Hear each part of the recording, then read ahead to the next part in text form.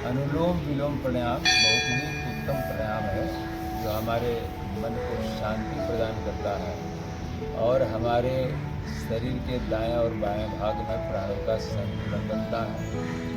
बायां और दायां स्वर चलने में सहायक है। ऑक्सीजन हमारे रक्त में मिश्रित होकर दूषित वायु विजातीय द्रव्य को बाहर निकाल देता है। मन शांत होता है और रोगों से मुक्ति दिलाने का कार्य करता है। बहुत ही उत्तम प्राणायाम है। आइए देखें किस तरह से इस क्रिया को करनी है। पद्मासन लगाएं। पद्मासन सुखासन में बैठ जाएं। दोनों हाथ ध्यान मुद्रा में, रीढ़ गर्दन सीधी,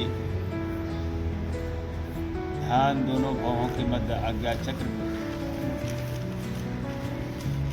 आती जाती सांसों को देखो, देखने का प्रयास करें, मन को एकाग्र करें। बाएं हाथ का ज्ञान मुद्रा, दाएं हाथ का प्राणायाम मुद्रा बनाएं, नासिका पर रखें। अंगूठा दाईं नासिका पर, अनामिका बाईं नासिका पर स्थित करें।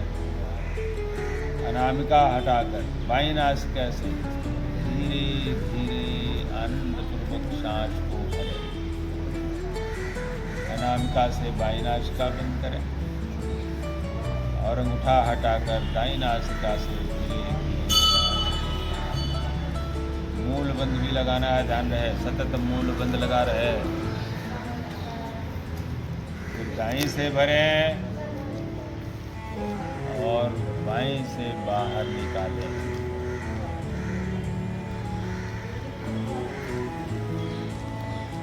एक आवर्ती की ऐसे ही आवर्तियां दोहराते जाएं।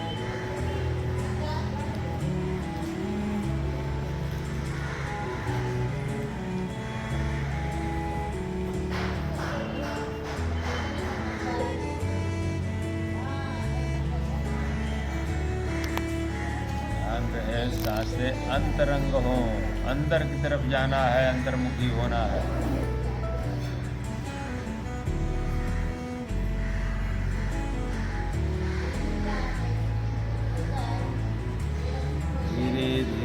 बाईं नासिका से आनंद पूर्वक सांस को भरना और धीरे धीरे दाईं नासिका से सांस को बाहर, दाईं से भरना और बाईं से बाहर निकालने की क्रिया है।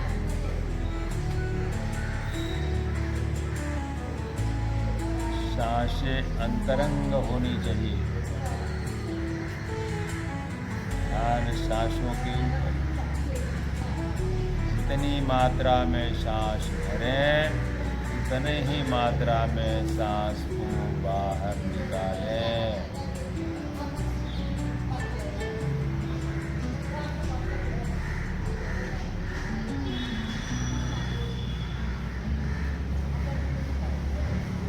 अंतिम आवर्ती में बाईं नासिका से सांस को बाहर निकालते हुए एक पल शांत बैठें।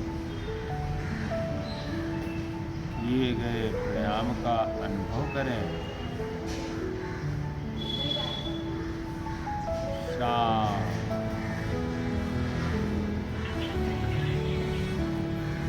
तो ऐसा कुछ भी है कि कहाँ नहीं करना चाहिए? किसी को ऐसा भी सलाह आप देते हैं कि जहाँ नहीं करना चाहिए अनुलोम विलोम? अनुलोम विलोम पहले हमारी गहरी लंबी सांसों का अभ्यास उत्तम होना चाहिए, फिर आगे के प्राणायाम को हमें करना चाहिए। कुछ प्राणायाम है जो हमें नहीं करना, जैसे भस्त्रिका प्राणायाम है। भस्त्रिका प्राणायाम जब तक हमारी प्राणायाम की क्रिया अच्छी नहीं होती है, अनुलोम विलोम अच्छा नहीं होता है, तो क्रिया नहीं हो पाती है। तो पहले हमें साधक को गहरी लंबी सांस, अनुलोम विलोम प्राणायाम और कपालभाति प्राणायाम, भ्रमरी प्राणायाम और ध्यान, इतना हम कराया जाता है।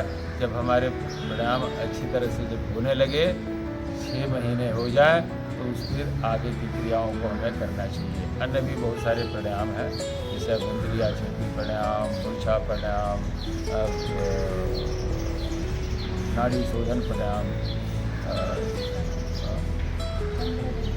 चंद्रभेदी प्राणायाम, सूर्यभेदी प्राणायाम। प्राणायाम बहुत हैं, लेकिन हम लोग सिर्फ अभी इनिशियल स्टेज में प्रारंभिक अवस्था में हम ये 4 प्राणायाम कराते हैं, जिससे हमारे शरीर की शुद्धि हो और साधक आगे साधक को साधना करने में सफलता मिल सके। जय श्री राम।